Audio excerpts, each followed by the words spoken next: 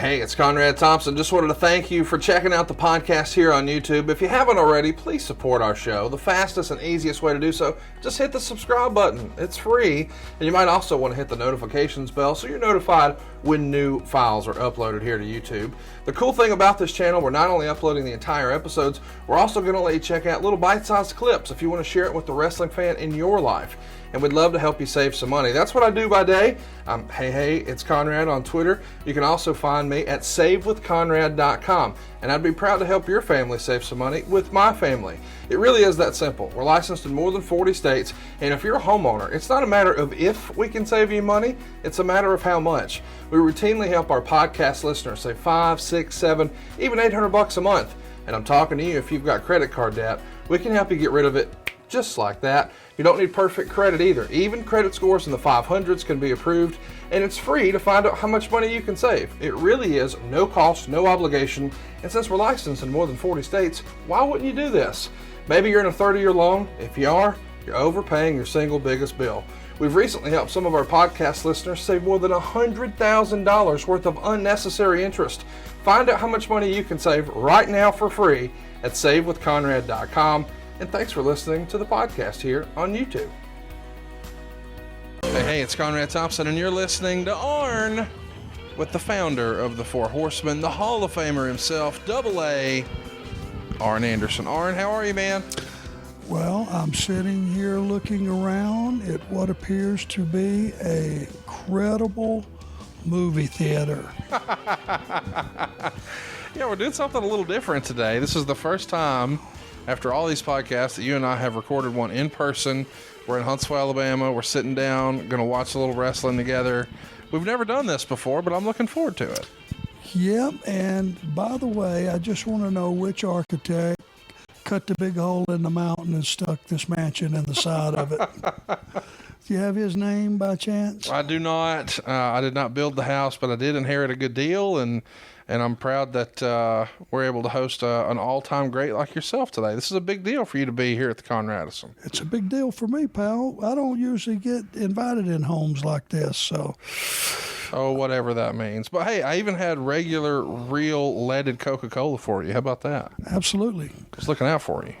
You know, there's a reason that I'm a little bit paunchy, and I don't like diet drinks. It's either water, unsweetened tea, and every now and then I'll sneak in a real Coca-Cola, but they're not allowed at our house, and I'm doing better. Well, you've done a good job accepting that one, because I'll be honest, I didn't even know I had it. I offered you at first a water or a Coke Zero, and you said, what else you got? And I had to check the fridge down here. To my surprise, there was both leaded Sprite and leaded Coca-Cola. It must have been like a Super Bowl hangover. And I only had half, so I'm doing good. Yeah, you're doing good. Well, listen, I'm excited to do this. We have not ever actually done a true watch-along, and I guess we're not exactly going to do the full watch-along today, but I thought rather than just talk about SuperBrawl II, why don't we actually sit down and watch some SuperBrawl II? And it's funny how we as fans remember things differently from, those of you who were there. When I first mentioned this show to you, you said, hey, Luger went to the WWF right after, right? So that's what you remember for this. That's my remembrance, yep. Talk to us a little bit about, where the company was, SuperBrawl II, February 1992, Flair is gone. Things are a little different than they were just a few years prior. You've been back now at this point for, all of 1990, all of 1991. Are you settled in, or is there so much topsy-turvy at the top of the company that you never really feel settled? That's sort of the sentiment I got from Tony Schiavone over the years. Well, yeah, I mean, the leadership at the very, very top, those suits that really governed and made all the big decisions, but were not necessarily tuned in to the talent and who they were and what they brought to the table. And that was always my entire tenure there. That was always an iffy situation, because you had a name that was the boss, but you didn't have a face or a relationship to go along with it. So as far as the crew that they had, the crew of talent, that was pretty stable, and you knew what you had, and you would have guys continue to come in that would, be coming north to south from the WWF. And, but as far as who the boss was, that just changed almost year to year. Well, of course, we know this show goes down February 29th, and what a beautiful arena it is right there in Milwaukee, the Mecca Arena. It just jumps off the screen. It really stands out as a very unique arena. What do you remember about wrestling for the Milwaukee crowd, and specifically here at the Mecca? Well, they got probably more beer in that town than any other city on earth. Sure. So, everybody was always happy. There's nothing like mixing cold beer with wrestling fans. It seems to blend really well, and you always had a raucous crowd, if that's the right terminology. Everybody was there to have a good time, and everybody did.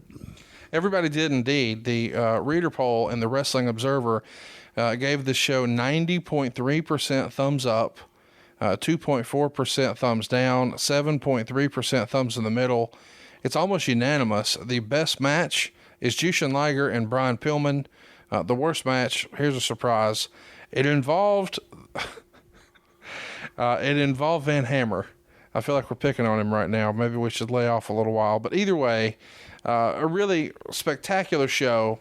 I'm looking forward to us watching some of it. So without further ado, I'm going to encourage everybody at home to fire up your WWE network, find SuperBrawl II, and we're going to watch this first match together, because when I first mentioned this card to you, after you made the comment about Lex Luger, you remembered that Jushin Liger and Brian Pillman really fucking tore it up here. And, buddy, they opened the show, which is exactly the right place to put a match like that. So without further ado, go ahead and fire up your WWE Network. February 29th, 1992. It was a leap day for SuperBrawl II at the Mecca Arena here in Milwaukee. And we'll go ahead and get this thing going. 3, 2, 1, play. And we see the open here. And Jushin Liger, man, he just stands out in WCW programming, I guess just because I remember him so much more from his Japanese stuff, and to know that he's one of the rare guys who got to wrestle for the WWF and WCW, and of course every major Japanese promotion over the years. Bonafide Hall of Famer, no doubt about it. He's just one of those guys that appeals to Japanese audiences and audiences around the world. You have to appreciate his talent, period. How much of his success do you think is just the unique mask and unique look? I think the look grabs you to begin with, but very, very soon after, I know, being a trained eye, if I could call myself a trained eye, I'm looking at a guy that can perform at that level. I would look at that headdress and that suit as being hot, cumbersome, and being a little difficult to work in. Right. So, which makes him even better. Yeah, if he can look that good, constrained like that. I had a very limited time with a mask on when I was in Continental. And, the fact that I didn't have great vision was bad. It worked against having a mask on. I'm a little claustrophobic, same thing. And I didn't have the suit that accompanied it. That was a full down to the wrist, down to the ankles bodysuit that he was wearing. And the guy, I don't think, ever drew a long breath. It's really remarkable. And we see here as we're opening the show, on the left, we've got Tony Schiavone. On the right, a very young Eric Bischoff. This is when he is still very much early in his WCW career. He would even classify himself here as a C-level announcer. Little did we know, he's going to go on to be one of the biggest names in wrestling history. Yeah, and him and Tony actually clean up pretty well at this point, don't they? How fucking hysterical is it that even here, Tony Schiavone has to have his chair higher? I mean, look at the arm placement. It's funny because Eric Bischoff's much taller than Tony Schiavone. Tony Schiavone's little legs are dangling wee underneath that chair. He does have the Napoleon thing, doesn't he? Oh, big time. It's been something fans noticed during Nitro, that he would always be taller than Dusty Rhodes. It's like, you're not taller than Dusty Rhodes. You're not taller than Larry Zbyszko. What are you doing? And in those days, we didn't even notice it. It's so great to go back and look at this stuff now because it just looks completely different with a fresh set of eyes. Well, Missy Hyatt looks completely different. We saw her last week on the Continental Celebration for AEW. I got to tell you, I appreciate that Tony Khan has a love of the old school territories, where we saw Memphis celebrated a few weeks ago, and then here last week in Huntsville, Continental. That's pretty cool. Yeah, it is. I've always had the respect for the people that came before me and provided, me with a job. And, I think that Tony Khan shares those same sentiments. And, it's awesome to see a guy in his position have a real love for the wrestlers and for the wrestling business. Absolutely. And we're getting ready to start the show here. Of course, we've got a barn burner of a show lined up here, including a rather unique pairing, yourself and Bobby Eaton. I watched this ahead of me and you watching it today.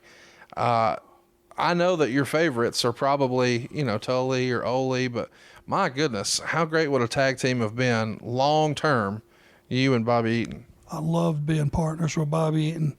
I learned so much, like I'd already appreciated his value. I already knew he was in one of those top 5 classifications from a performance standpoint. But when you get to be in there and be a part of it and bleed off of what he starts or have him come after what you've already got rolling, to see that our ability to blend together was really, really cool. And what a special announcement this is. Jesse the Body Ventura coming to the ring on a motorcycle, clearly one of the biggest personalities in wrestling. He's fresh off of an incredible run, unlike no other. Arguably in the history of wrestling with the WWF. He became a bona fide celebrity there, even appeared in a handful of movies, of course, most famously Predator with Arnold Schwarzenegger. And this is before he's going to go into politics, but after he got the big gavel swinging his way at his judgment, where he received, I believe, to the tune of $800,000 or some odd number like that for royalties for Vince McMahon using his voice and likeness on all of the video VHSs and things like that. So it's a monumental deal for you guys to have him on your side of the presentation. And if anything, it feels like the problem is you've got too many great announcers. You've got Tony Schiavone, you've got Jim Ross, you've got Gordon Soley, now you've got Jesse the Body Ventura. It's a lot of talent. Never thought about it like that, but you're absolutely right. And they were all unique, to themselves. Neither one of those guys were anything like the other one. So I just didn't think about that lineup till you just said it. What is the advantage or the disadvantage, in your opinion, of having one of the former quote unquote boys be the announcer? We've always heard as fans, the job of the announcer is to get the talent over, not themselves. And I think some of the criticism would be that occasionally when you get a guy who had a big personality as an in-ring performer, he's more interested in putting himself over than the product. Did you disagree with that assessment, or would you fall in line with it as someone who has seen both sides, both in-ring and quote-unquote office? When you got a personality like the one we're looking at it right now, and you've got a guy that has gotten over to the degree as a talent and as an announcer that Jesse Ventura did, I don't know how you could, what's the word I'm looking for? I don't know you could deny him an occasional putting himself over. Right. Because he does such a great job of making you listen to what his point of view is. What do you think of the SuperBrawl naming concept? The first SuperBrawl, they introduced it sort of like baseball has the World Series, football has the Super Bowl, we have SuperBrawl. I feel like that's a Dustyism. I could be wrong, but it feels like it would have been a Dusty idea because we know through the years that Dusty was very much a fan. By the way, look at the inside of the Mecca. What a cool looking arena, is it not? Yeah, even the people, if you look at the upstairs, they're almost right on top of the ring. What a great place to watch wrestling. It feels like there's no bad seats there. No, it's like the old building in Columbia, South Carolina. One of the greatest arenas on earth. It didn't hold that many, but every seat felt like they were 10 feet away from the ring. It was really cool. That's what that looks like to me right there. So this being a February pay-per-view, of course, historically, the Super Bowl happening late January, early February, this is certainly a wink and a nod to the Super Bowl. And as a result, SuperBrawl became sort of a heritage pay-per-view for you guys that you kept around for a long time. And there he is, the man of the hour, Jushin Thunder Liger, going to be taking on Flying Brian Pillman. We spent a lot of time talking about, or a few minutes talking about Jushin Liger a moment ago, but not nearly enough about Brian Pillman. I feel like Pillman was ahead of his time in that he knew very early on, and maybe it was out of necessity, how to adapt. And so his character really evolved, where here we seeing the young, mulleted, Bengal tights, flying Brian. Later, of course, thanks to some debilitating ankle injuries, we would have to get a few more layers, and it became more about character work, less about in-ring. He kind of reminds me a little bit in that regard of a Chris Jericho, where he's evolved as time went on. This loose cannon persona and Flying Brian could not be any further apart, similar to the white meat babyface Chris Jericho that came in the WCW and now the leader of the Inner Circle. 100%. You got to remember the origins as Brian Pillman as a athlete. He was on the suicide team. That's what he did for the Cincinnati Bengals. He was on the kickoff team. His job was to run down there and kill somebody or get killed in the process.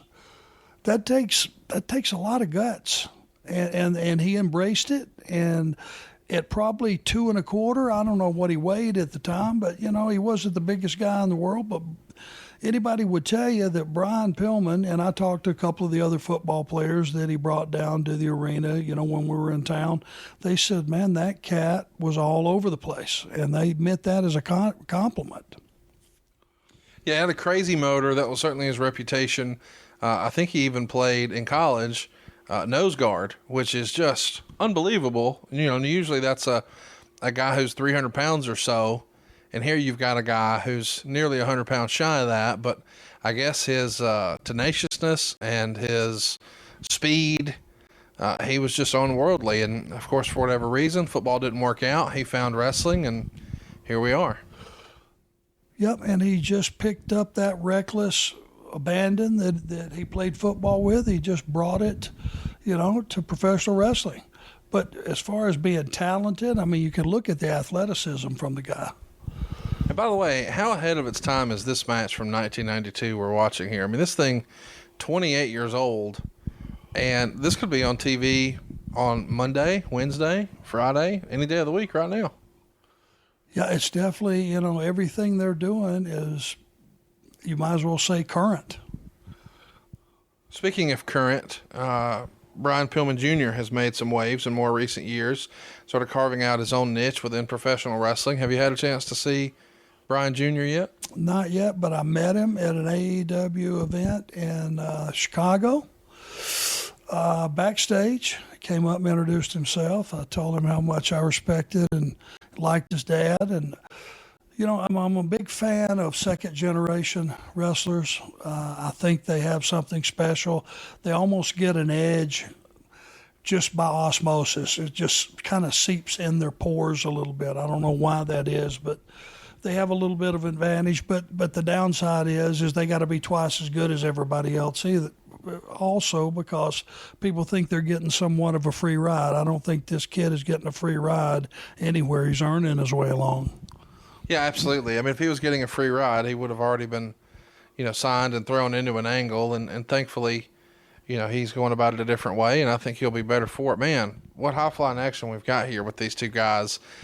You've wrestled a lot of Japanese performers over the years. How difficult is it?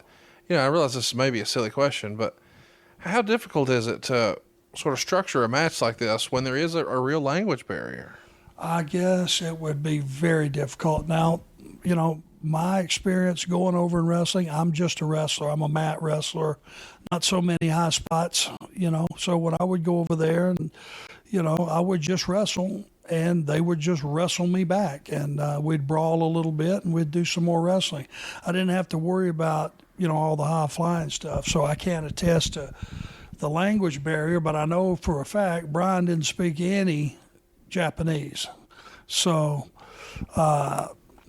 I would assume that he just kind of, got an interpreter and put a couple things together, and he said, we'll just fill in the rest of it as we go. And that's what they did. And I know Liger was seasoned enough that he was fine with that. When you really think about it, the amount of physicality that's involved, I don't think there's anything else like it where they don't speak and yet they're working together.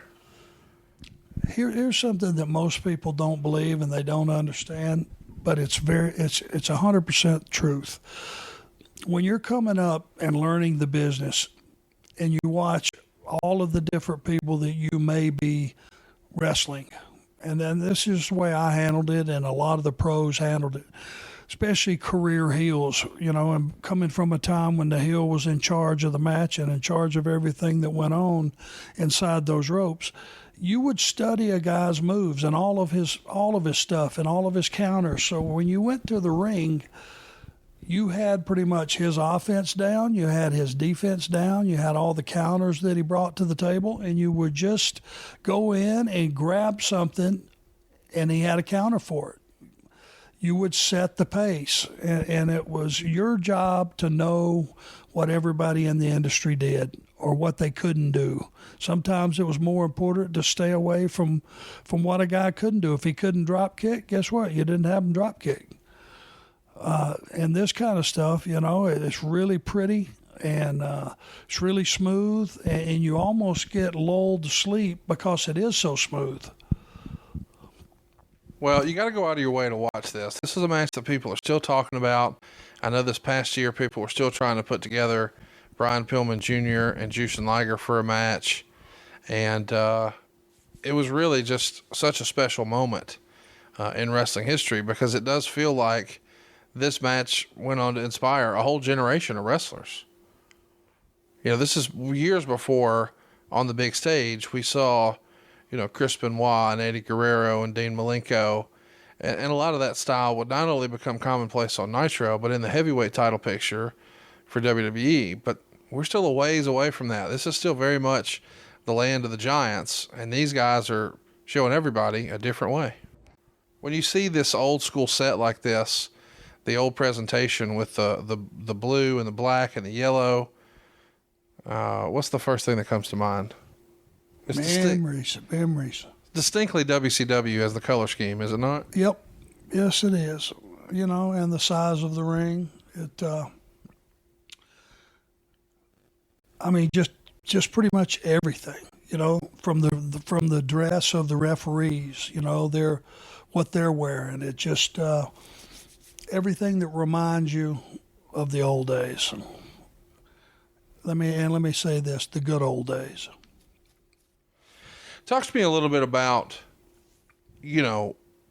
how you guys did travel in this era. We know you told us a little bit about how sort of unforgiving the WWF road schedule was when you were there as a performer, and then as an agent, how taxing it could be with the long drives overnight. What was it like in this era of WCW? Because it does feel like you're running shows, but maybe not as many as you used to. I would say that the WCW schedule, now look at this. That's Japanese style, slapping each other in the face. Figure 4, slapping each other in the face. And that's going to piss both of them off. Absolutely. And that's a good thing. You know why? Because you're still working, but the intensity of the match goes up, and you feel like all of a sudden, hey, I'm in a damn fight here. Right. A guy slapping you in the face was great for a match. It stung like hell, and it pissed you off, and that made your work rate go through the roof. You're still working. You're not trying to cripple anybody out there, but still, intensity went way, way up. Now, I would say travel-wise in these days when this is going down, still on a very limited schedule, maybe a few select big cities, but mostly it was probably 2 days of television a week, and that was about it. We should mention that this pay-per-view, Meltzer would report, was coming out to be a 0.8 buy rate. Others were saying 0.6 to 0.7. Either way, pretty good gross on pay-per-view here, 2.4 to 3.2 million bucks. In these days, were you getting some sort of pay-per-view bonus check? Zero. Okay. Here's something very important to understand, with the exception of Sting, I think, who got his salary per year, plus I want to say it was about $300,000 per quarter for merchandise, for a total of $1 billion a year. He was the flagship. He was the guy that the company was based around. With the exception of him, I don't think guys got marketing money. I don't think guys got pay-per-view money. But what your salary was, whatever that was, you could count on it every 2 weeks, rain or shine. If you didn't work for a month, you still had 2 checks show up at your house. So let's talk about that for a minute. I'm glad we're getting down the rabbit hole on this because we've never really talked about it before. But a lot of people have been critical of Vince McMahon not in those days guaranteeing contracts, and he would just essentially say something like, hey, here's, a $1,500 contract guaranteeing 10 dates, $150 a shot, and you'll make more with me. And people, man, what a flip dive. off the top. And then guys went up there, and a lot of them made way more money, and some would tell a different story. But I wonder, based on what you said, because a lot of the criticism of WCW in their dying days was that guys weren't motivated, and guys were sort of complacent and half-assing it. Do you feel like the incentive-based pay of Vince McMahon inspires a better product, happier roster, more well-paid and motivated roster? Or at the end of the day, is the guarantee the way to go? I always felt that the guarantee was the way to go, but I was also the frame of mind that no matter what, I was going to give you 100%. Right. Some guys would look at that and go, okay, I'm getting paid anyway. Maybe tonight I'm going to just go out there and coast a little bit. I can tell you this, to be up with the WWF and be traveling your ass off and working your ass off and be away from home for 25 days and get screwed on the payoffs too, I bet when you're thinking about that and you're getting rotten payoffs and there's no reason for it, other than the money was probably getting funneled some other direction for some other reason. God knows what that would be. I would think you would look at those guys down south and go, hey, they got guaranteed money. And when you got a 3-year contract at guaranteed money, you can plan your life. Your wife can plan the next 3 years of her life, rain or shine, that check was going to show up. And, for the families that are home having to juggle everything, I know it was a lot of security. I know it was at my house. Man, these guys are still tearing it up. Behind the scenes, we should mention there was one major difference about this pay-per-view compared to other WCW pay-per-views at the time. This one is the first one priced at $24.95. Previously, they've been $19.95. Oh, it catches him with a drop kick off the top rope. Perfect and look at the crowd, man. Perfect timing. Everybody's on their feet now. You got to appreciate this. I mean, they've been going pretty much while we've been yakking. They've been going at it, and it's been 50-50 back and forth. Yeah, Nobody's really got a distinct advantage yet. They get plenty of time here. 16 minutes and 58 seconds. It's for the WCW light heavyweight title. Meltzer loved it, gave it 4 3/4 stars. I'm never critical of Meltzer's ratings, but if this ain't 5 stars, I don't know what is. This is a great match here. Maybe there's just no such thing as 5 stars. See, just stuff like that, to me, as ugly as that was, it adds an air of realism. It's real. Absolutely.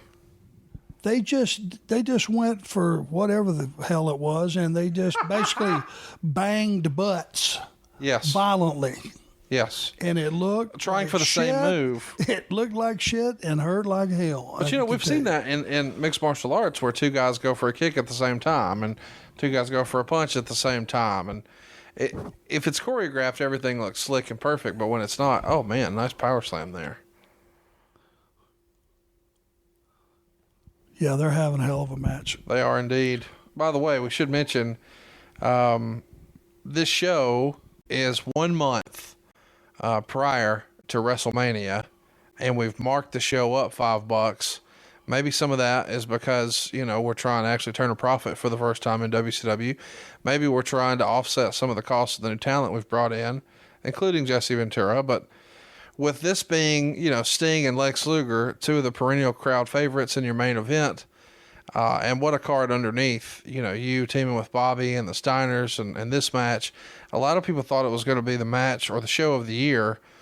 This is a match of the year candidate that we're watching here, but overall, Meltzer was a little disappointed with the show, but fans, as we heard, more than 90% gave it a thumbs up. This is really a remarkable pay-per-view, especially for its time. And here you see coming off the top rope with the big crossbody. I mean, that was a finish anywhere in the world in that day, was it not? Yep. Yeah. You probably had a half a dozen finishes that could have been, but the beauty of it is they're not throwing them away. Both guys are selling each other. They're taking their time. They're pacing this thing. They're not just doing big moves and then just throwing them away and coming back 100%, from it. They're both damaged right now. That's what keeps your eye on the match. These guys are got to be running out of gas, and that's what makes it exciting. I heard Sami Zayn. What in the world? I don't know what that was. I've never seen that ever. That was a perennial monkey humping a football. That's what that was. I like it. I heard Sami Zayn once describe pinfall attempts as your punctuation in a match. So if you've got, a big move, well, sometimes you need a comma. Sometimes you need a period. Sometimes you need a question mark. Sometimes you need an exclamation point. But the pinfall attempts are the punctuation in the story of the match you're trying to tell. I love that analogy. If you're not trying to win, what are you doing? Right. And the only place that guys make a mistake, and I don't disagree with that psychology whatsoever, the only place they make a mistake are covering on things that do not resemble a finish. Right. Because it's a waste of time. It drags down the momentum. And it makes the other pinfalls look meaningless. Yes. Yeah, it diminishes the value if you're doing it every time. Covers can get monotonous if there are too many of them. Sure, because you know what? That's not going to finish. That's not going to work. If this didn't, then that didn't. You start doing some wrestling math. The other thing I heard recently, I guess not that recently, but I heard JR say something that Bruce has said for a long time about matches, and specifically in regard to selling. He says if you're a stand-up comedian, you're going to tell a joke and you're going to give the crowd a chance to laugh before you start telling your next joke. You wouldn't just tell joke. You've got to pause, let the crowd appreciate what you just did, let them get their laugh out of their system, and then they're ready for another one. And I thought that analogy of sort of taking your time when you're trying to sell made a lot of sense. What a pinning combination that is. Arn, you win many matches like that? Brother, if he'd have folded me up like that, I'd have thrown up. Look, standing ovation here. And, of course, our American has won. I guess in these days that was a big deal. Everybody chanting USA. Brian Pillman, your light heavyweight champion. It feels like right here this could have been, they knew they ripped it up. The dawning of a new era in WCW. And we know you guys don't exactly go and make the light heavyweight belt a priority coming out of this. In hindsight, was that a missed opportunity? And why don't you think it happened? Too many cooks in the kitchen of the booking committee or whatever? Who knows? But I tell you what just happened, and I'm going to just go ahead and explain to you what I just saw. You know what you were missing in this match? What's that? There wasn't a heel in this match. Oh, yeah. And I'm not saying that's bad. I'm saying it's good because what you just saw was a babyface match that literally was a 50-50 match. There was no heat. There was no comeback. It was not structured anything like a normal wrestling match. It was a 50-50. You slug me, I'll slug you. You come off the top on me, I'll come off the top on you. And they kept that audience plugged in without a bad guy. And in those days, that's quite a feat. It really is a special match. Both of these guys came out of this as stars for sure. We've got 4,000 paying fans here in the arena. It's a full house of about 5,000 fans, so there is some paper here. The atmosphere for the show, I think, is a little higher. I don't know if it's the presentation being different, just the way this looks. This feels like a really big-time pay-per-view for you guys. Well, I mean, just having tuxes on the announcers look good. I mean, it's a classy look. And it is a big show, and you can just, the build, I would have to go back and see what was done as far as the build goes. But I would think any city would have been happy to have this show at this point in the year. How about your man here, Terry Taylor? He's portraying himself as Terrence Taylor. This is a poor man's $1 Million Man? What do you make of this? Oh, I don't think so, and I don't think it was even directed to be a knockoff of. Well, I'm just saying the outfit there. Although he did sneak in the night before this show and steal Teddy's outfit. And I'm not sure what we have here. This is a kid from Syracuse. He's won a contest, Barry Abrams, and he is a special guest ring announcer. So he's got the honor of introducing this next match. Well, good for him. Yeah, you don't think his ass was puckered up, do you? How about basketball shorts with a tuxedo with tails? It's a very Dusty Rhodes inspired look. Smart ass. As it turned out, he's a smart ass. You can't wear shorts with a tux. How about this fucking goof? We're talking about Buff Bagwell. I called him a goof. Send your tweets to. That's a little strong. Nah, I got a whole story I'll tell you off air. Okay. Anyway, what's your favorite Buff Bagwell memory? My heavens! Well, you're laughing over here, aren't you? Well, because I know I put you on the spot because there's no fucking way you got a good Buff Bagwell story. There's no fucking way you got a good Buff. I'm just going to let you take this because you are on a roll right now. Look, tell me this is not. That's Ted DiBiase's outfit. I stand corrected. I mean, I'm just saying, it looks like he's in a $1 Million Man Halloween costume. I'm a son of a bitch. He calls himself the tailor-made man, and the shit ain't even tailored. Like, this is the ultimate rib. This is more of a rib on him than the Red Rooster ever was. Wait a minute. It has to be. Clucking around the ring has got to be an all-time stinkeroonie. Well, he goes to the same tailor Michael Hayes does, because that suit don't fit worth a shit. And it looks like it's straight from... the Halloween costume aisle at Kmart. That's the $1 Million Man cosplay. Do you remember Furlan Husky? I do not. You need to look him up. Country western singer. I nicknamed Bagwell Furlan because that hairdo is exactly like Furlan Husky. That's not a good thing. It's a bouffant, yes, for damn sure. Come on, you got any good Buff stories you can share with us?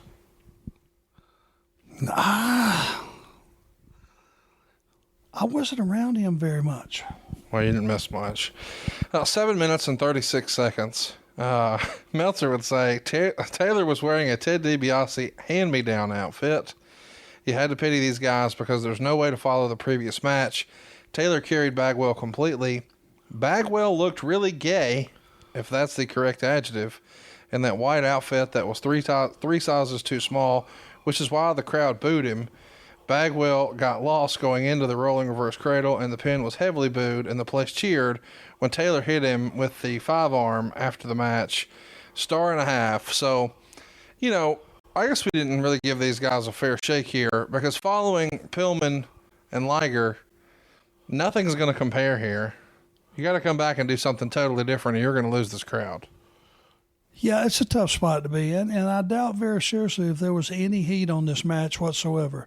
It's just probably a filler match. I doubt very seriously if there was an angle between these guys, if there was anything that was built leading up to this and following the match that they're having to follow.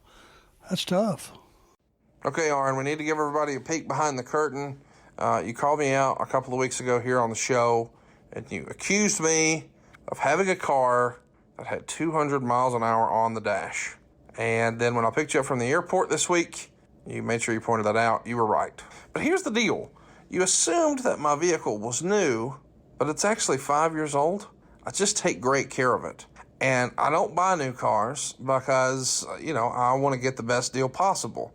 And if you want to take care of your car and get the best deal possible, man, you're going to love rockauto.com.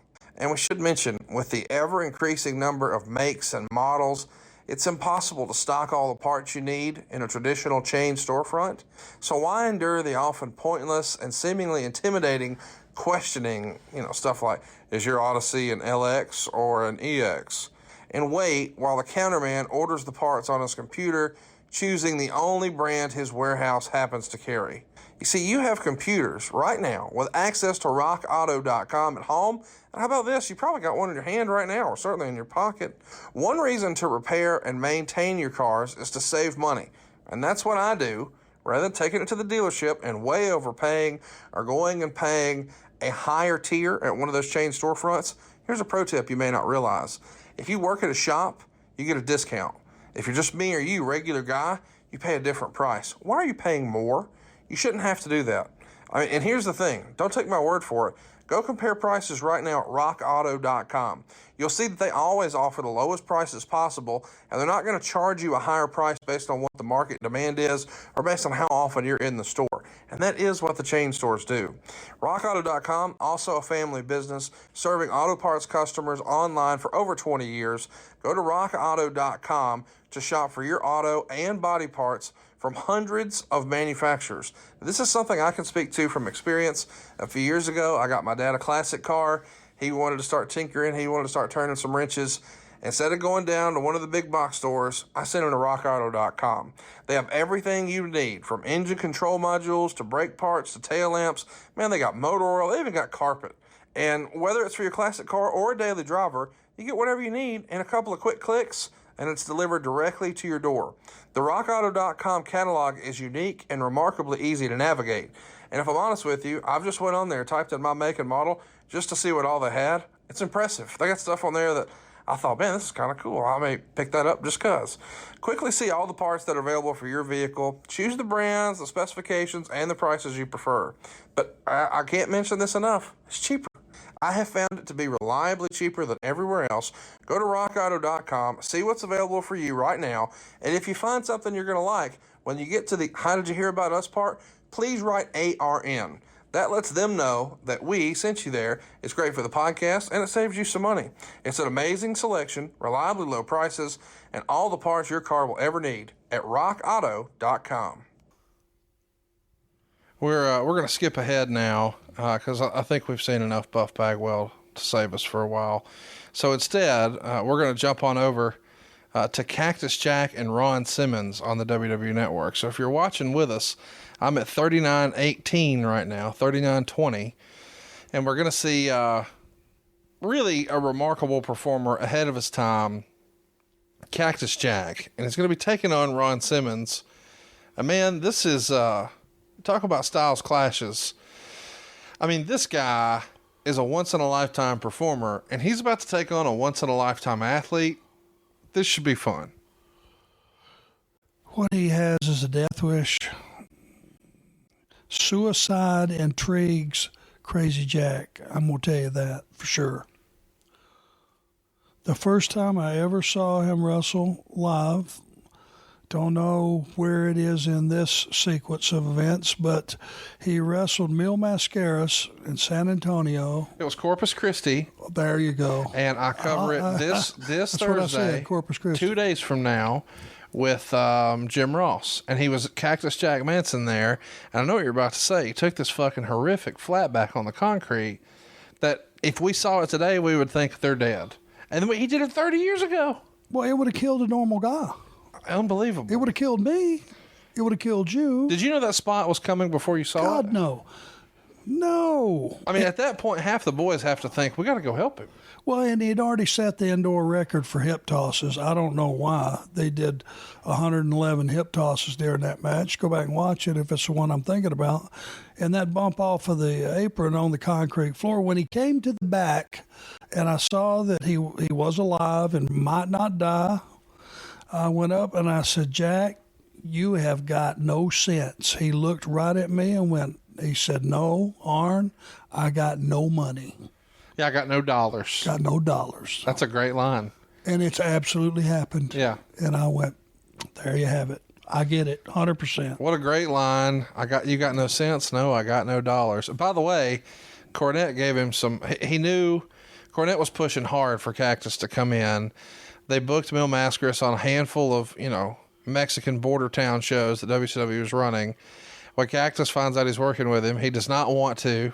Mil had a bit of a reputation. We'll talk about that in a minute. But he was concerned about the match. And Jim said, listen, I'll be on commentary. I'll make sure that you're the star when the thing's over. So Jack did his spot, and look at this. Hanging himself.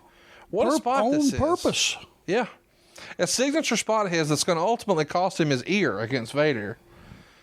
I mean, there's never been somebody like Mick Foley in the history of professional wrestling. I don't think there ever will be again.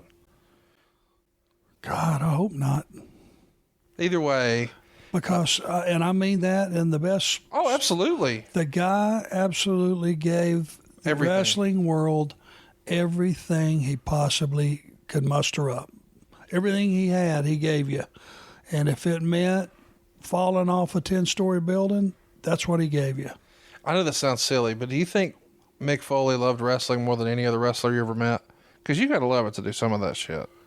I think he loved the business. I won't say wrestling because, let's face it, his style is self-deprecation, self-destruction, and brawling. He's not what I would call a classic Greco-Roman. Yeah. But I think he loved the wrestling business as much as anybody out there for what he's willing to do for the business. It's pretty remarkable what we're seeing here too, because it's two, soon to be world champions. And I don't think anybody knew this at that point. I mean, maybe some folks could see that now that Ron is no longer with Butch, he's prime for a key spot here. But I mean, Foley's going to go on to have a much bigger career in the scheme of things. And I don't know that anybody would have picked that. How about Sylvester Ritter in the audience in a tuxedo, looking as only he can look? What a good dude, man. What a good dude JYD was. This match is going to go 6 minutes and 33 seconds, 2.5 stars. Let me tell you something. The guy he's in the ring with, and I'm talking about Ron Simmons, is all man, brother. Make no mistake. What an athlete. Yeah, he really is a once-in-a-lifetime athlete. We talked about it earlier. I mean, it's funny, when you're a non-football fan, you don't recognize how important this is. But to finish, I think he was top 10 in Heisman voting as a defensive lineman. Wow. I think it was like 4th, wasn't he? I think it was like 9th or something. And when he said it on stage, I could be wrong, but I just remember being in the back for StarCast in Baltimore, and he's sitting with Scott Hudson, and Scott says something like, I read through some of your accolades, Ron, before we came out here, and I couldn't believe you were only 9th in the Heisman. I thought you finished a lot higher than that. And Ron was so incredulous at the phrasing. He's like, I was a goddamn defensive player. Shouldn't have even been on the list. What are you talking about? And there you see the elbow off the top rope to the floor, all that weight on the hip. His working weight, 303 pounds, right down on the hip. On the concrete, not advisable. And that's just an amateur wrestling pad on top of concrete. Right. It didn't budge not an inch. Yeah, I think sometimes fans who have not been inside of a wrestling ring think the wrestling ring is a trampoline and the pads on the outside are like a foam ball pit down at Chuck E. Cheese. That is not the case. No, and it's cement underneath those 1.5 inch, amateur or whatever you want to call them. If it's what your kids take a nap on in preschool. Well said. I mean, it is. Yeah, it is. And we got 300-pound dudes falling on their joints on it. That's not great. No.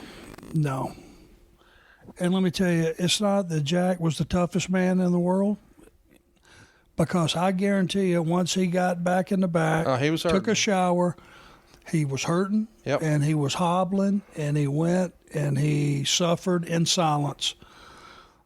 It's not like he was avoiding all that pain and immune to it somehow. He was not one of those guys. He was just willing to do what nobody else was willing to do. How do you, when you're a young guy cutting your teeth, here Jack is probably, I don't know what his contract details are, but he's making 100.5 tops, probably less. But you're paying for your own expenses out of that. So I know a lot of people hear that and think, oh, that's a great deal of money. And don't get me wrong, it is. But when you're also paying And I know Jack was Frugal McDougal, and he earned that reputation. But still, what keeps you motivated to do? Look at this. Okay. A spine buster on the ramp. This is the same match, by the way, where we've seen him hang himself, and we've seen the elbow off the top to the floor. He's not out here doing it for the money. I don't think he's just doing it for the 4,000 fans watching in the arena. It's not like if a bunch of people do it on pay-per-view, he's going to get a lot more. He's on the third match on the card. There's just got to be something in you that really wants to do this. Am I wrong? He's the 8-year-old kid. Yep. That's climbing up on his roof and is going to jump off on the picnic table with the mattress on top of it, that doesn't care if he gets his ass in a sling with his mom, his dad, the neighbors. He's that kid right now. And he's doing what he's wanted to do his entire life. And that's your finish. After all that spectacular shit that Jack did, he lost. Ron Simmons wins. But when the match is over, yes, Ron won. People are talking about Cactus Jack. And there you see the post-match brawl. And everybody's looking, and there he is. Abby. You got any Abdullah the Butcher stories? Yes, I do. Oh, that was a little snug. I'm sure Ron is doing the damn for real. Yeah, of all the people you could hit in the head too hard accidentally, I don't think Ron Simmons would make my list. But thankfully, the cavalry is here. JYD coming down in his white tuxedo. I'm pretty sure that if Ron would have came up off that mat, Abby would be in the back right now. I love the working security. Do it to Dillinger, too. Headbutt Dillinger. Yeah. Let's see. That would have been great. Why he didn't shove Doug down, I don't know. You know, this guy's responsible for making me an Anderson. You know that. I do. JYD, I owe him. We talked about that in the archives. You got to go check that out. Our very first episode. Good Hear man. how Marty Lundy became Arn Anderson. And, buddy, he did it at a time when he was in Louisiana and was as hot as Hulk Hogan in Louisiana. My God, was he over. It was incredible. And, of course, a lot of the reason he's here, Bill Watts, going to get the keys to the castle.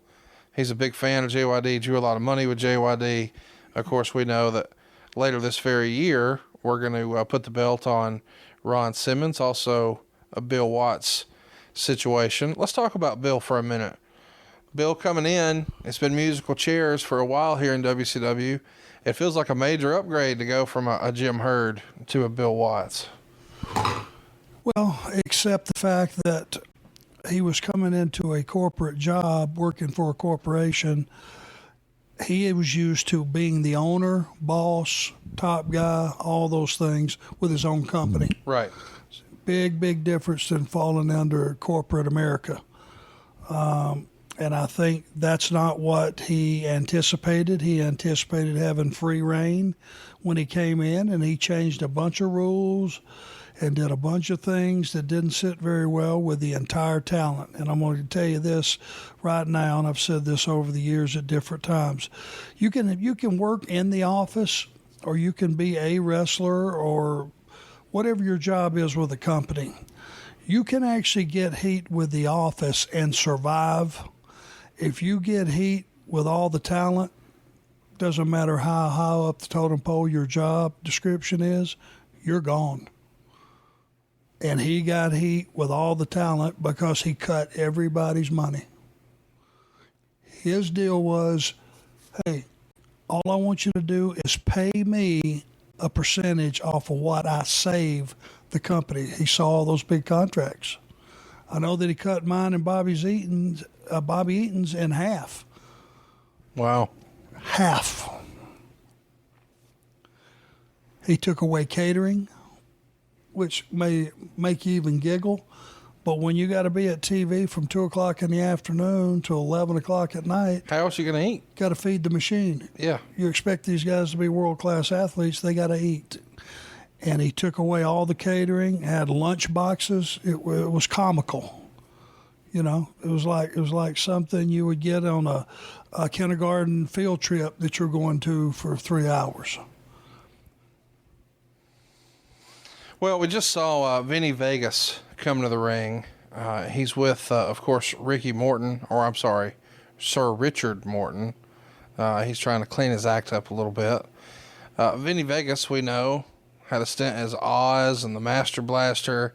Ultimately, he's going to go on to be Diesel and one of the founding members of the NWO. And here, you know, they're taking on 2 WCW projects for sure. At different times, I'm sure you heard both of these guys were going to be the savior of the company, both Tom Zink and Van Hammer. You got any good Van Hammer stories you can share with us?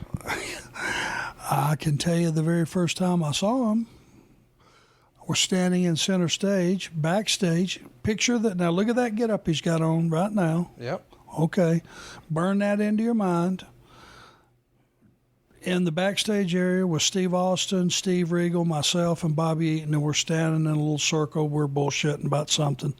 It's in the afternoon, 5 o'clock in the afternoon or something. All of a sudden, we look down, and walking down the hall is this guy. It's the middle of summer. He's got that get-up on. You got to figure that jacket's a little hot. Oh, absolutely. He's already oiled up. He comes down the hall. We're still in our little circle and looking at each other, and he steps in the middle, sticks his hand out, and goes, "What's up, fellas? Van Hammer here. I'm WCW's Ultimate Warrior. I'm here to save the company." Now, I looked at Austin, and Austin looked at Regal, and Regal looked at Bobby, who mumbled something, and we just busted out laughing.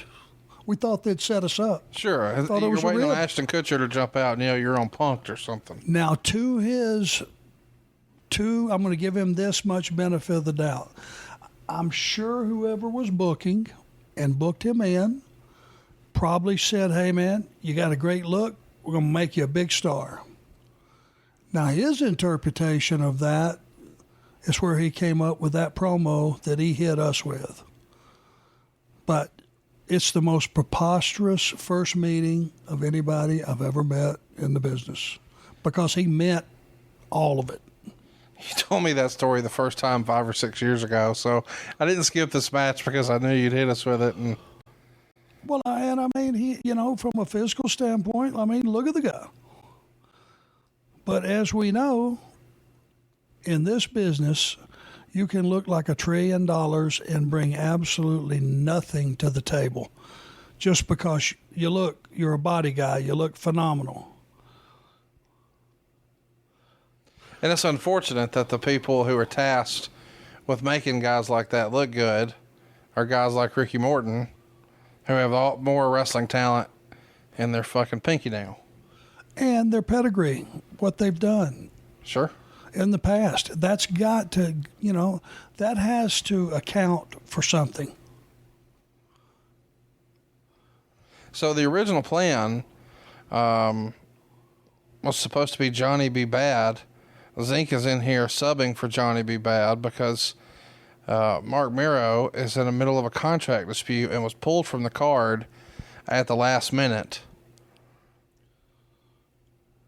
What an interesting group of talent this is when you really think about it. Well, I mean, you're missing, you know what you're missing? You're missing a big rugged heel that's seasoned and experienced that can set the tone for the 2 baby faces. You're trying to build a new character in Vinnie Vegas, 7-foot tall monster. You got Van Hammer in here with the body, the whole thing. Tom Zink, was used up and down, looked like $1 million, but, Tom was one of those guys that I don't know. He was stuck in the middle, and that's probably as far as he was ever going to go, as for being a middle guy. And oh my gosh. God knows what that was, but if I was sitting in the audience, the one thing I would have just thought is green. These guys are green. Kevin Nash trying to do a leapfrog, which I don't think I'd ever seen Kevin Nash do before. Van Hammer ran square into his dick. Both men went down. By the way, we should mention Ricky Morton, also a last-minute replacement. He's replacing Curtis Hughes. So this was supposed to be Curtis Hughes and Vinnie Vegas taking on Mark Mero and Van Hammer. This is fucking weird, dude. What a weird time in WCW. Well, you know, thank God that the administration that was in place didn't book this and go, oh, okay, that'll work. This is a hodgepodge of replacements, obviously. Well, but even that, like, what's your favorite Curtis Hughes match? Well, this is what we call it's not a good booking. No. Conrad. It's real simple. Some stuff is not a good booking. Right. It's not a good booking. Let's get to what is a good booking. Let's go ahead and skip ahead to your match. It'll be yourself and Bobby Eaton taking on the Steiner Brothers. We're going to skip there now. I'm at 1 hour, 31 minutes, 25, 26, 27. And we're about to have a barn burner of a match. And you and Bobby are the tag champs. And the Steiners are about as over gets. And man, let me just say, as we see Gary Michael Capetta, I miss that guy's voice in wrestling. I hope you guys bring him to an AEW show and give Justin Roberts the night off and just let him introduce some guys one last time. That'd be awesome. Or he could stand out there with Justin. Justin's a good announcer. I like Justin. Oh, no. I'm glad that Justin's the guy. And let me tell you, Gary Capetta was a class act. I believe it. Backstage, he was a class act. He was 100% gentleman. I just think it's cool that Tony is embracing sort of the history of wrestling as much as he has, and the idea that we might have a chance to hear Gary Michael Capetta one last time is super fucking fun to me. I bet you, if you mention it, it'll happen. I'll send a text. We'll see what happens. But look at this duo. A couple of new tag team titles. Paul E. Dangerously in tow. Look how slim Paul E. is. Slim him. Look at Slim and tan you. Look at Bobby Eaton. I want you to know that during this period, Bobby Eaton was actually going to the gym and lifting weights and on a regular basis. Very proud of Bobby during this time. And man, you talk about a quality man. I don't know that there's a better human being on the planet than that man right there, Bobby Eaton. How often do you catch up with Bobby these days? Not enough, and I'm ashamed of that fact. I've seen him at a couple of like WrestleCade and stuff like that, where I got to spend a few minutes with him, but not as much as I should. I wish I could, you know, for 12 years or something, we lived one street apart in Charlotte. Right. Best friends. Love Bobby Eaton. Is that the same house when he was one street over from you that I've been to? No, a different house. I was there 12 years, and since then I sold that house and built the one that you came to, and I've been there since '97. Which it was on the edge of town, and as you know now, it's sitting in the middle of a little city. Yeah, absolutely. So here you see they've made the decision that Heyman has been barred from ringside, and you guys are flipping out.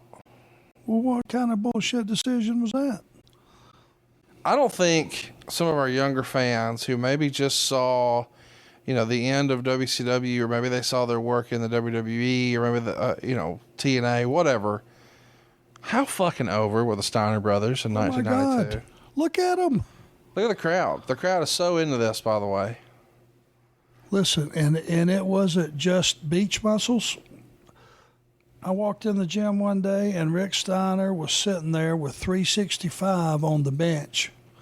So now I'm thinking, okay, you know, damn, he's going to bang out some reps with this bench pressing. No.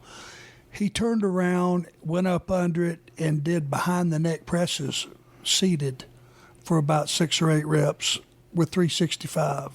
That's crazy. If anybody's ever been in a weight room that knows what I'm talking about right now, you'll go, holy shit. And if you'd have told me, I might not have believed it. I saw it. 365 is a lot of weight. Yeah, to be seated with the bar resting behind your head on your neck and then banging out 6 or 8 or whatever it was reps, it's ridiculous. So we're smack dab here in the middle of the Dangerous Alliance. You see Paul E is out, Medusa is in. She'll be cornering for him here. And one of the things that I want us to try to break down here, Arn, is the little details that we'll see from everybody in the match, but in particular, you and Bobby, because you guys are regarded as being two of the greatest tag team wrestlers ever. This wasn't a tag team that lasted forever, but the little nuanced stuff that you and Bobby do is what a lot of wrestlers study today. So we'll get a little master's class here, and I'll be quiet and let you Let's see if we can spot it. The mullet is the biggest thing that's jumping off the page to me right now from Scott Steiner. That thing should be in a Hall of Fame somewhere.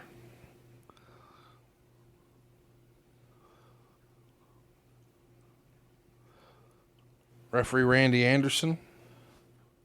Friend of mine from Rome, Georgia, broke into business with me out in Louisiana as a driver for the Junkyard Dog, which morphed into, oh, that hurt. That was just mean.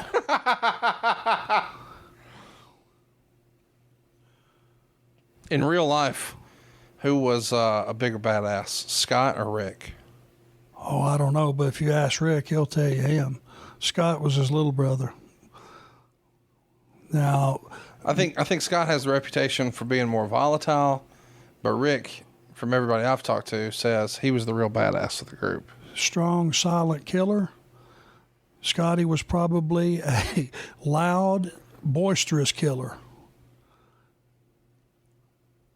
And what's crazy is, Scott Steiner, while certainly he was Big Papa Pump and the Big Booty Daddy and all that great stuff, but there was a different stretch here where a lot of people thought he was one of the most over wrestlers in the world, and part of that was because of his innovation, the Frankensteiner.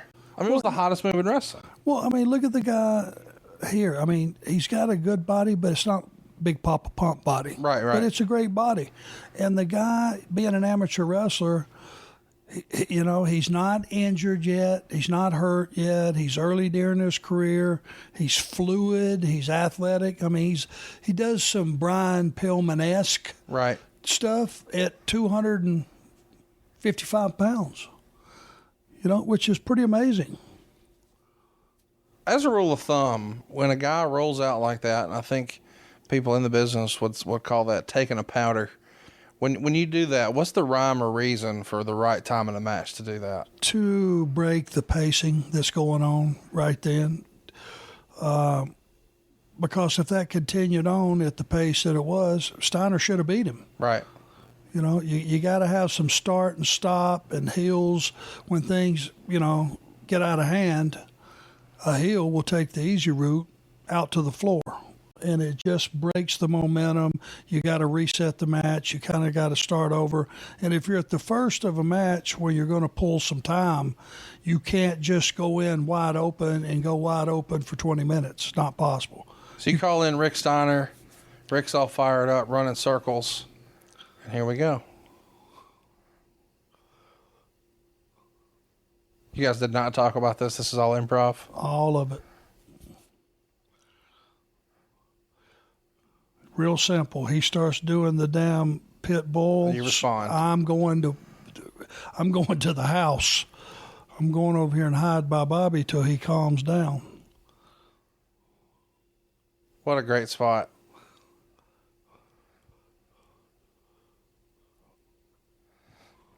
Backing yourself up, crotching yourself. Yes. Is that your flare flop for the match? That was my humor spot, without overdoing it. If you got it, you got it. If you didn't, you didn't. I enjoyed working with these guys. They never hurt me one time. Boy, some of those enhancement talents have a different story. Yep. Now, not to say they didn't bounce us around, obviously, but that's what they did. That's who they were. I love you retreating to the corner, selling the back, calling the timeout. By the way, in all white, looking like a tan, dapper Mr. Wrestling. Who's that? You. Me? You got the big white trunk? You notice that white setting everything off. You do look extra tan right here. I am extra tan. Fat looks better brown, period. That's it. End of sentence.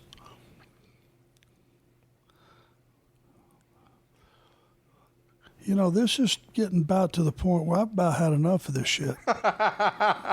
Just sitting here It's having been all offense from Rick Steiner. You can't get a word in edgewise here. I was trying to talk Medusa in there to go in and stretching him, but she just was not quite ready to pull the trigger yet.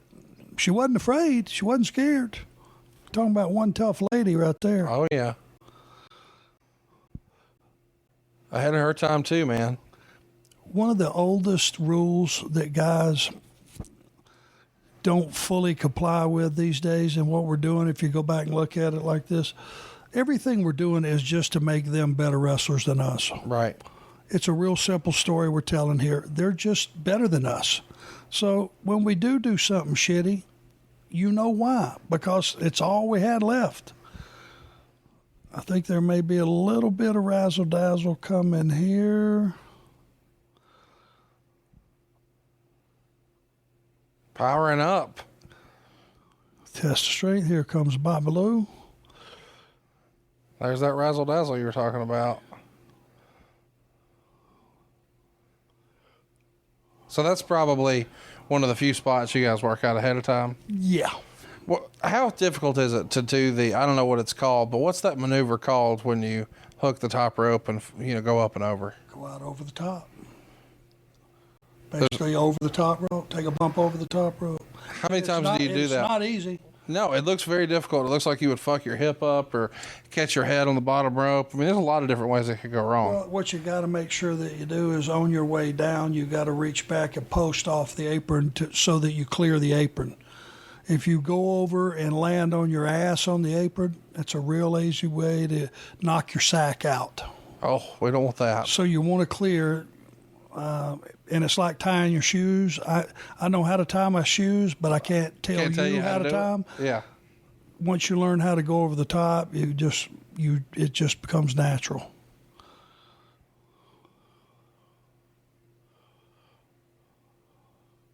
I love the psychology here. Let's throw him out. Let's bait Rick in. Now let's do a double team maneuver on the outside.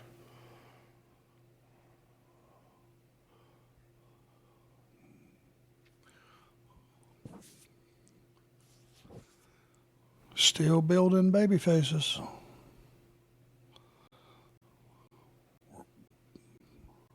How do you not love Bobby Eaton? I do. It's one of those intangibles about Bobby. It's like you could watch him and appreciate him, but when you wrestled him specifically, he just always knew where to be, and he was always at the right spot. Don't ask me. It's just a natural thing that comes from reps and years and working with people that carry your jock. And it's like an instinct, right? It's instinctive. I've heard the guys like that Ricky Morton and Barry Windham and Bobby Eaton, guys would describe them as just, it was all instinct. And the first time they got in there, it was like they'd been there for a long time. Man, tilt-a-whirl slam on the ramp. A la Cactus Jack. What a crazy move that was. See, that's the stuff he would do, one of those on big matches, on big shows, and everybody in the back would just go, that damn Bobby Eaton is incredible. The boys at least respected him and appreciated him. I'm not sure if the audience fully well knew that, you look at that tilt-a-whirl, if you're an audience member, you're going, man, ain't that Scott Steiner great? Bobby's the one that got it over. Bobby's the one who did all the work, yeah. Yeah. Well, no, I think that's true, and I think it's true, too, that, what hurt Bobby is he wasn't a babyface, for any considerable stretch. In the most memorable parts of his career, he was a bad guy, and he wasn't a strong promo. In fact, most of the time he didn't say anything at all. So it was hard to, if you're a fan at home, really feel like you're relating with him. But now as a real fan of wrestling and sort of all the nuanced stuff, you can go back and watch and you're like, holy shit, one of the all-time greats was under our nose the whole time. And you guys knew it, but we fans maybe did not. Yep, you just have to watch it from a different perspective. And as you see there, they're doing a version of the Road Warrior finish with the Doomsday device, except off the second rope. At this time, Hawk and Animal are in the WWF. And here we see, looks like we're setting up the big Bulldog, but nope, he caught a knee instead.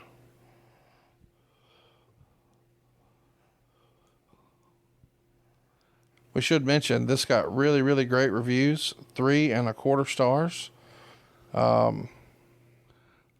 Meltzer would say that finish wouldn't have been so bad if they hadn't done it on so many house shows over the past 2 months. So it's the dreaded dusty finish is what they're going to call this one. But 4 better tag team wrestlers I don't think you could find than this pair.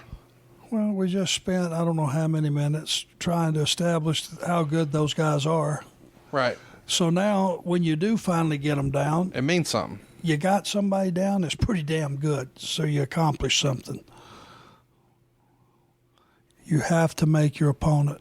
You have to. It is imperative because you can't get over by yourself in a match.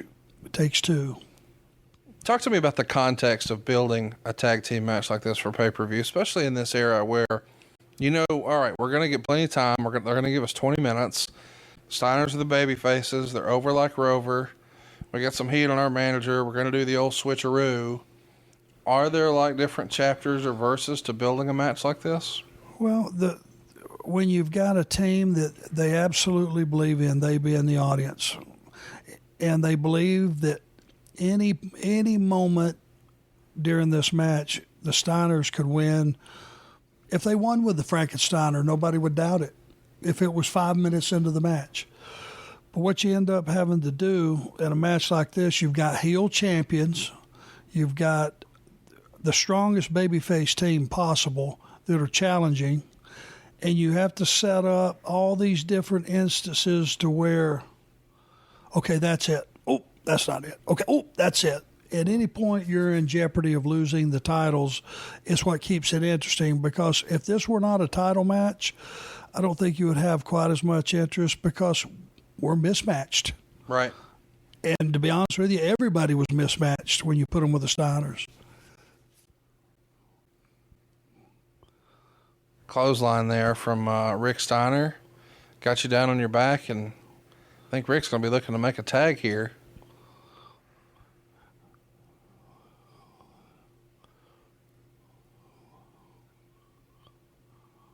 Almost over-rotated that one. That looked like that kind of got dangerous. Actually, very, very, very, very safe.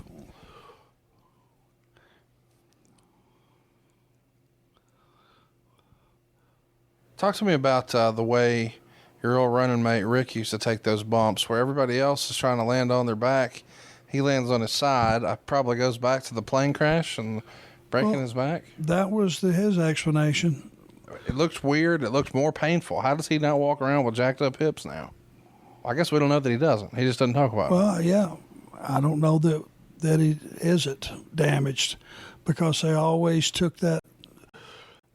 Now, there was a little bit of storytelling. If you just saw that, I just ran Scott Steiner's head into my own partner's head, which could have killed them both, but you sacrifice your partner to get back control of the match. Yep. That's something only heels would do, and only heels that are trying to save the titles would do, because if there was a titles that, at stake and you did that same thing, you might, if I'm the guy that got my head knocked off and knocked off to the floor, I might be going, hey, hold it. That might be a little drastic. But you're trying to save the championships, and that's the story. Yeah, I think Jesse even referred to it as maybe it was JR, as an Anderson family tradition. Yep, that's where we got it, from Gene and Ole sacrificing. Ole would sacrifice Gene. Maybe that's what we always said, that's why Gene had the twitch. Ole used him as a battering ram. Not just, what the fuck? Did we just see a top rope knee drop? Unbelievable. Yeah, and it was flawless. That should have been a finish. I hate to be that guy, but good Lord, what a move that was. Well, in a lot of cases it was when we had enhancement wins. Sure. I don't think I've ever even seen anybody besides Bobby do that. Too dangerous. It's as dangerous for the guy giving it as the guy taking it, because you got to land all your weight on that heavy knee, that outside knee. What made your DDT look special compared to everybody else's? I would step into it and try to snap it off and have them go straight down. Other than hooking it, waiting, and then going. Yeah. Try to make it all one motion. The snap is the difference for sure. I think so. And then you show an ass a little bit after, like that's it. That was good stuff, added to the realism. Well, yeah, heels always think that they're in control and that That's so great. just that pushing on the chest is absurd, isn't it? It's just little things. You know, I don't know that anybody has used this term, and I hope everybody gets what I mean, because I don't mean it any other way. Bobby is just a sweet man. He's just a nice guy. Like, you feel bad, like, saying anything negative in his presence. He's just, or at least I do. It comes out of his pores. Just a nice guy. He can just walk in the room and you just can sense that he's a gentleman. Animals love that guy. I've never seen him with a dog, but let me just tell you, they all love Bobby Eaton, you know. If dogs and kids and wrestlers love you, You're probably all right. you got to be a sweetheart. Probably all right. And how about what we're setting up here? Going to set Scott Steiner on the ramp. You guys are going to set up your version of the rocket launcher. Now, that's You were more waving. No give on the knees. Right on his knees. Good sell by Scotty. Now, at this point in the match, if you look at the crowd, they're not sure which way this is going to go. Right. They were pretty much into everything and booing everything and cheering everything. But right now, I can just tell by watching the crowd, there's a slim chance they think that the Steiners are in trouble. And with them, that's as good as it got. If you got the audience to believe, hey, wait a minute here, they might lose, because it was hard to do with those guys. Slide Scotty back in. And he's selling good for us, you know. So we've heard wrestlers talk about, and I don't think you'd have talked about it in great detail, but we get the question sometimes in our Q&A episodes, what does cutting the ring off mean? Where you put yourself between the babyface and his partner. Yeah. You've always got your back to the partner so that you're facing the guy that's in trouble. And if you keep him on your half of the ring, he can't tag. What's the rule of thumb when the hot tag is made like that? Is there one? I mean, I know it's... Balls to the walls. But I'm saying with like punches, is it always threes? Nope, and it's not even always punches. It's everybody's comeback is different. Oh, here we go. Here's a little razzmatazz. Oh, Bobby don't look real comfortable right there. Bobby up top, cross body, but look at that. Somehow he ended Rick up makes on the top. cover. Look at the crowd. Crowd bought it. Crowd thought that was it. And now they're going, what the hell did I just see?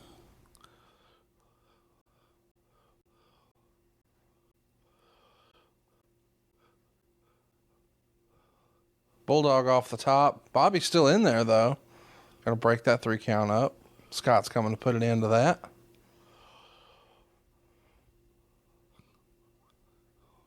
Looking for Medusa to give a little help here. Oh, powder. Right in the eyes of Rick Steiner. Oh, the baggie's in the ring, too. Got to get rid of that somehow. Oh, the ref got a big belly to belly. Is that Pee Wee Anderson? That was. And you get thrown over the top rope.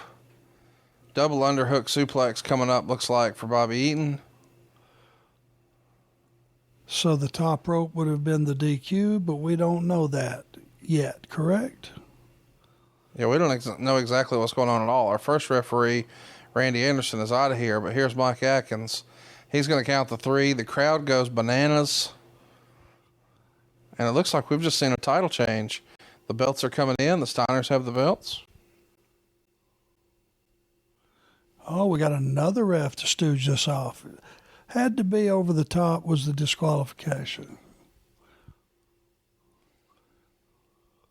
Well, I think the disqualification is probably suplexing the goddamn referee. I was baiting you and baiting you and baiting you, waiting for you to take the bait. Well, listen. If that's not a DQ, I don't know what is. Yeah, I mean, throwing them over the top rope is illegal, but suplexing the referee is pretty illegal, too. You know, and the other refs usually get their ass gets a little chapped when you start chunking them around. They show some unity on this deal. Jim Ross told me the other day, can't believe this is real. Atkins was Jody Hamilton's son-in-law? Nick Patrick. Yes. Well, I knew Nick Patrick was, but he said that Mike Atkins was too. The son-in-law. Yes. Okay. He was married to Nick's sister. I got you. So, Jesus Christ, all these referees are somehow related to Jody. Yeah, the refs got a click. You didn't know that? I didn't know that. Yes. So how was Charles Robinson related to Jody Hamilton? They look nothing alike. I think Charles must have slipped in on under the wire during the middle of the night. Well, without any further ado, we're going to get to our main event, and we're going to watch it together, and then we'll wrap this one up. We're going to encourage you to flip it over right now to Sting and Lex Luger. We're going to go to it on the WWE Network. Right now, we're at 227.35. So if you want to join us, it's 227.35, and we'll see Jim Ross and Jesse the Body Ventura. They're going to go ringside here for some big introductions, especially for WCW at the time. And Lex Luger, man, your world champion, he's going to drop it to Sting here in a really, really big moment for WCW. It looks like Luger's going to be wrapping things up, heading over to the World Wrestling Federation with a little stop off by the WBF. And once again, Sting, the franchise player for WCW. You know, this was a battle between the flagship and the body guy that you never thought would ever leave. A lot of things went into Lex's decision, I'm sure, because he was making some strong coin with WCW. Must have got a guarantee more than what he was making to make the jump, I would assume. What a big entrance for Sting, especially in that era. I mean, look at that look. The guy looks like a freaking star. There's no other way to put it. He's a superstar. He's a superhero. How much of Sting's success would you contribute to just the overall presentation, whether it's the face paint, the hair, the bright colors, the jacket? I mean, obviously he's got to put it all together in the ring with promos and charisma, but how much of... 50%. There you go. Because I'm curious, you know, we talked about a guy like Jushin Liger and then a guy like Sting. I think sometimes the look can open the door for you, but it's up to you to actually find your place once you're in. And so Liger got an opportunity, as did Sting. They both made the best of it, and it worked out. Van Hammer had that same opportunity because of the look, and, well, it didn't work out quite as well. Yeah, well, and Sting, you know, he invested a lot of that money that he made in his look. Every time you saw him, he had on something different.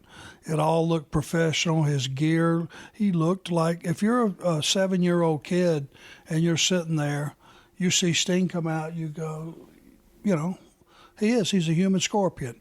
That's what he looks like. And he, you know, look at the body on this guy.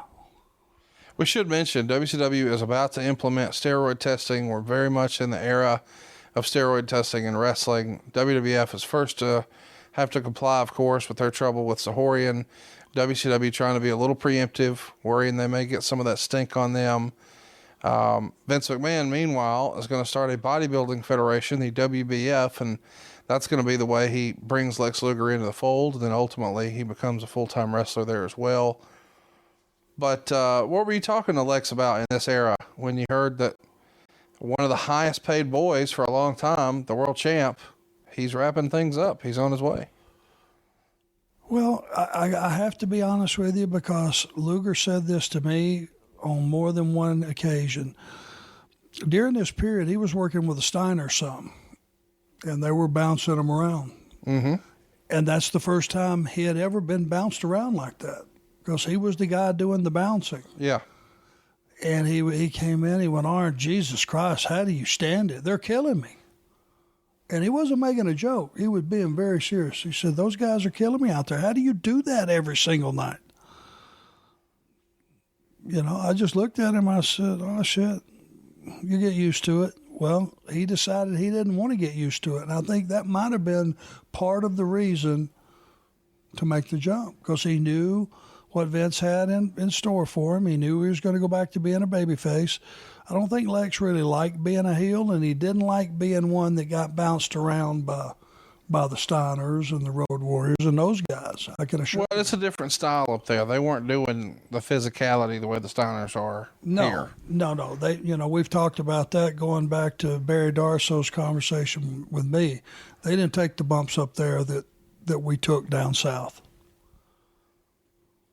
Nobody did. Of course, this is two former quote-unquote best friends, and now they're across the ring from each other. Fans are intent here.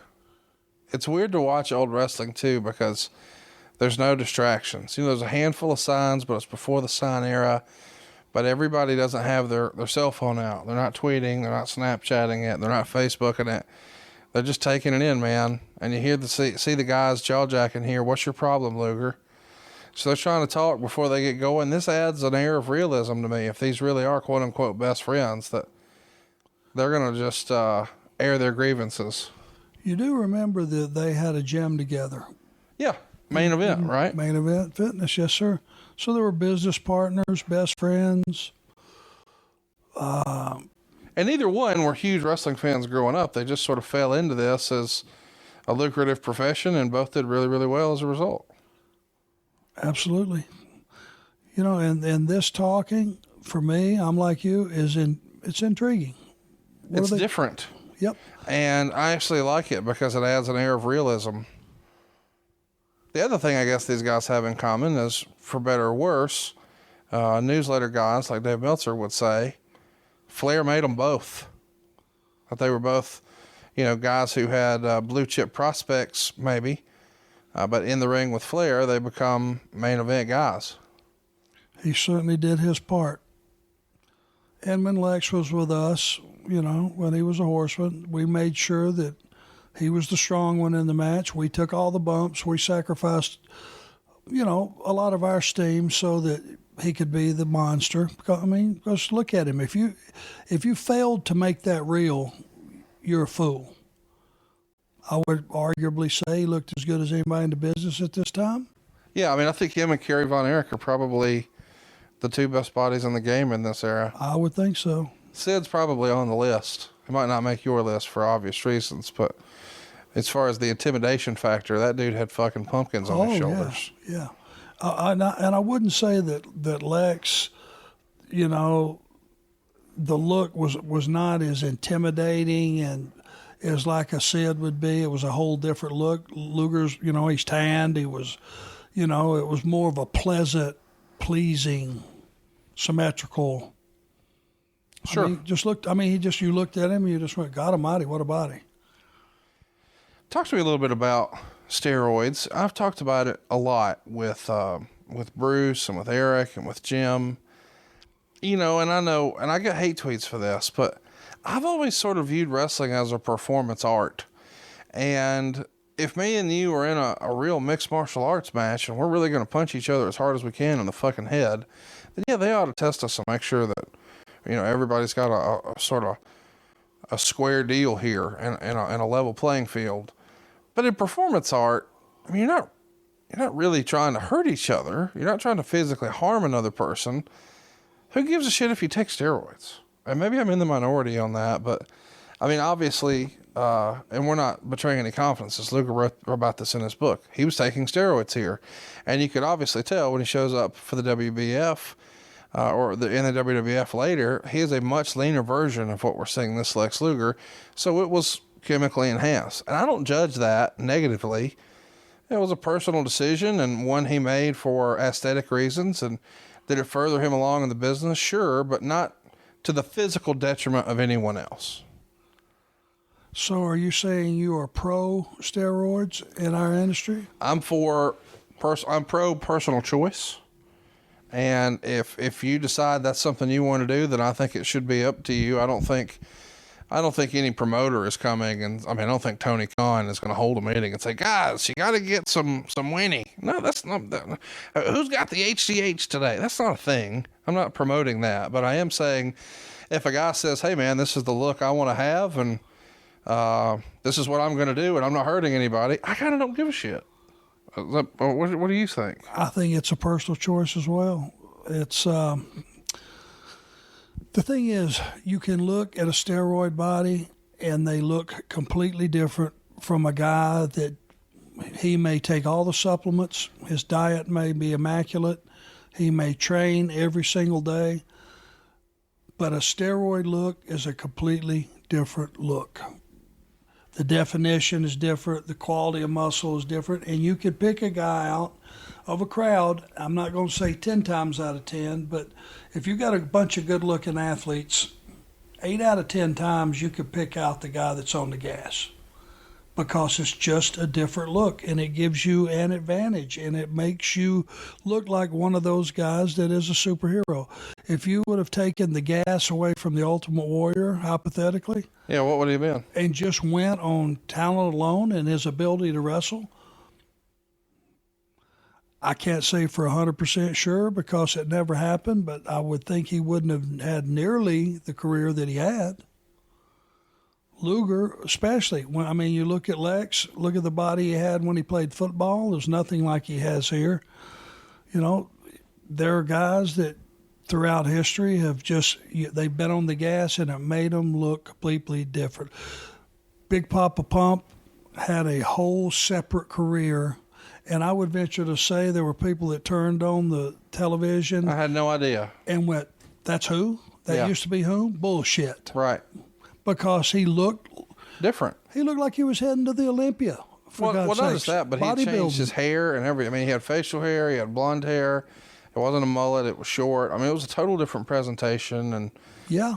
Absolutely. But, not just the big body guys were doing steroids. Flair's talked about doing steroids before. Sure. Chris Jericho even wrote in his book before his first meeting with Vince. He heard WWF was the land of the giants. He wanted to look big, so he put lifts in his shoes, and he got on the gas. And guys wanted to do what they could to further their career, and it was a personal choice. And I know I'm going to get a lot of hate tweets about that, but, I'm just saying it's up to them what to do, and well, there's also the added benefits of rehabbing injuries. Yeah, well, that's the real purpose behind steroids is recovery, right? That's exactly right. And it's, I think they were originally manufactured for like burn victims and people that were in car wrecks and stuff and had to learn how to walk again and all that type of stuff. Had to rebuild their body. That I think was probably the origins of steroids.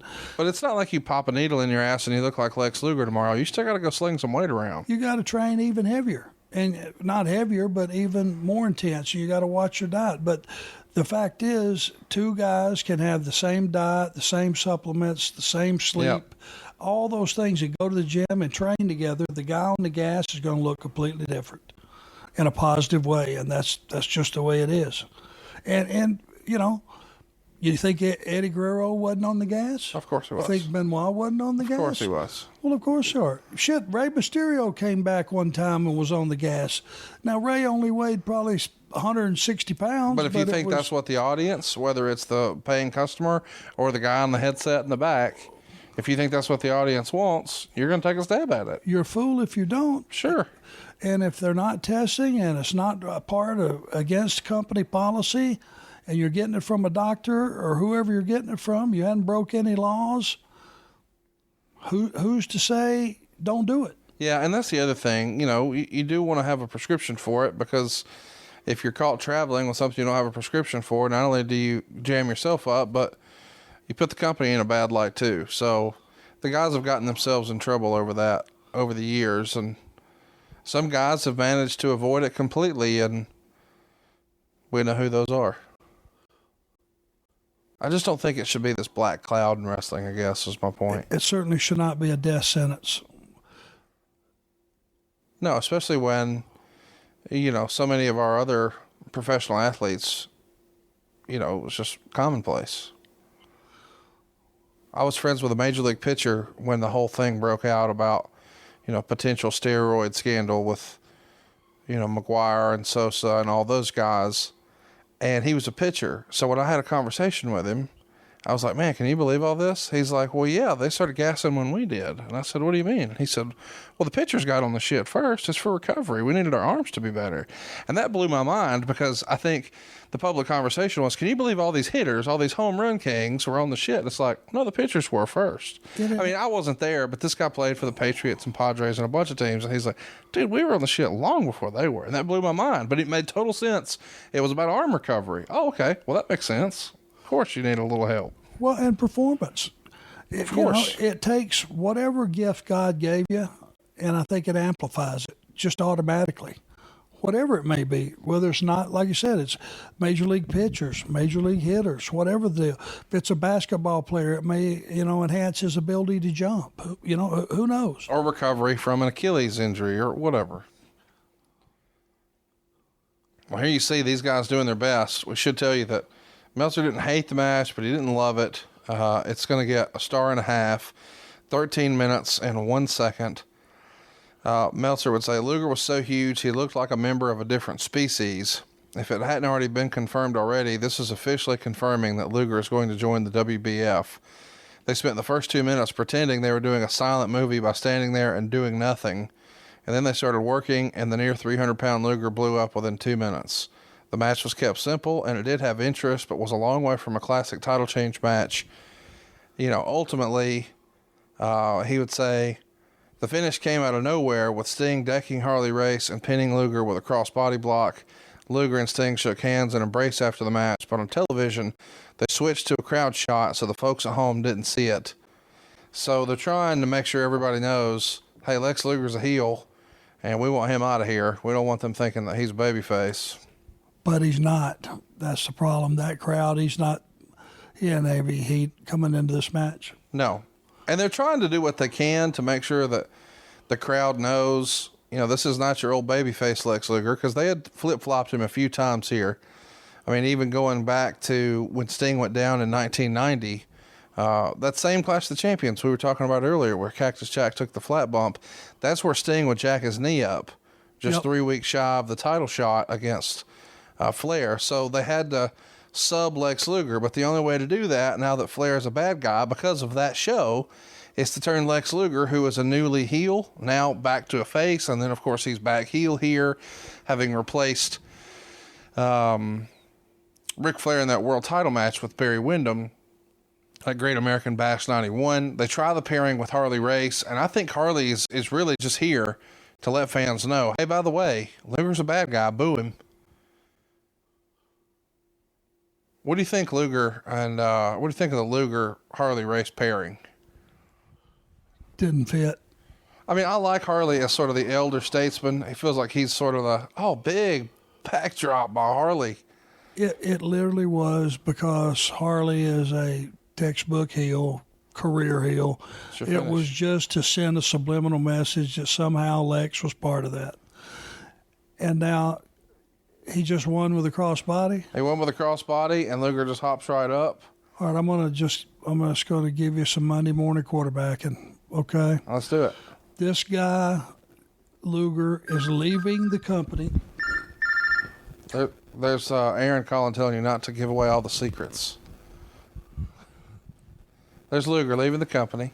Yeah, it's pretty clear he's leaving the company. Sting is your flagship guy. He's been there to the very, very end. He's been nothing but loyal.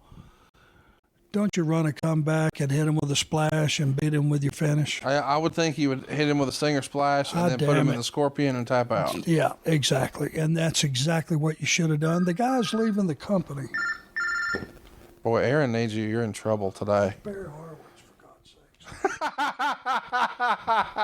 sakes. He's ruining everything. There you go, Sting, your new world champion. It was a great show. Lots of great wrestling. But the finish felt a little, anticlimactic. End it the way it should have been ended. Your flagship guy wins with his finish. That's it. Luger taps out. It doesn't hurt Lex. Lex is fixing to leave for 3 years. Minimum. We should mention after the card, there's a ballroom in the Mecca where they're going to do like a worked press conference with Sting. And it's going to be interrupted by Rick Rude and Paulie Dangerously Rude's going to throw a drink in Sting's face, and then the entire Dangerous Alliance would attack Sting until Nikita Koloff makes the save, which makes him a babyface. And one of Rude's blows potato Sting's eye in that press conference, so he shows up to Chicago very swollen the next day. We should mention the matches that we skipped over, thank goodness. The Tom Zink, Van Hammer, Vinnie Vegas, Ricky Morton match that we cut short got a negative half star. Barry Windham and Dustin Rhodes teamed up to take on Larry Zbyszko and Steve Austin in 18 minutes and 21 seconds, 3 3/4 stars. We also had a pretty good match with Rick Rude and Ricky Steamboat for 20 minutes. That gets 2 3/4 stars, but there is a ninja doing run-ins there. That's a real sentence. Ninja run-ins. A lot of talent on this card. Pretty special moment for WCW to see, Jesse the Body Ventura come over, an all-time classic with, Pillman and Liger. And then Lex Luger's swan song, at least for a little while. Watching this one back for the first time in a long time, what'd you think? Yeah, I thought there were some high spots. The work rate, the guys busted their ass. I can assure you we didn't review it, but Windham and Dustin against Austin and Larry, I'm sure they tore the joint down. That's a barn burner. You should go out of your way to see that. Oh, check this out. Wait a minute. Hang on now. They saying the ninjas out here? No, I thought maybe we had a little ninja rundown. So there you go. Sting, your world champ again. Sting on top in WCW in this era just feels right. Lex Luger, his swan song. When you find out that he's going, do you give him any words of advice? You had been there, not too far apart from this. Not really. He didn't ask for any, so I didn't offer any. I figured he was going to figure it out on his own pretty quickly. Didn't take long. It did not take long, but we appreciate you guys taking long to catch up on some SuperBrawl II with us. Sorry we missed last week. Had to do a best of. Travel for me just didn't work out. I guess eventually something had to give. 5 podcasts in a week. What the fuck was I thinking, Arn? I keep telling you, you're going to go belly down, my man. You're the hardest working man in showbiz. Kudos to your resilience. Well, I appreciate the resilience of our listeners. We're going to be back at you with another great show next week. Every Tuesday, be sure to tell your friends and family about your new favorite wrestling podcast, Arn, right here on Westwood One. Thanks for checking out the podcast here on YouTube. Be sure to hit the subscribe button so you don't miss any future clips that we upload. We hope we made you laugh, and we hope we can save you some money right now at SaveWithConrad.com.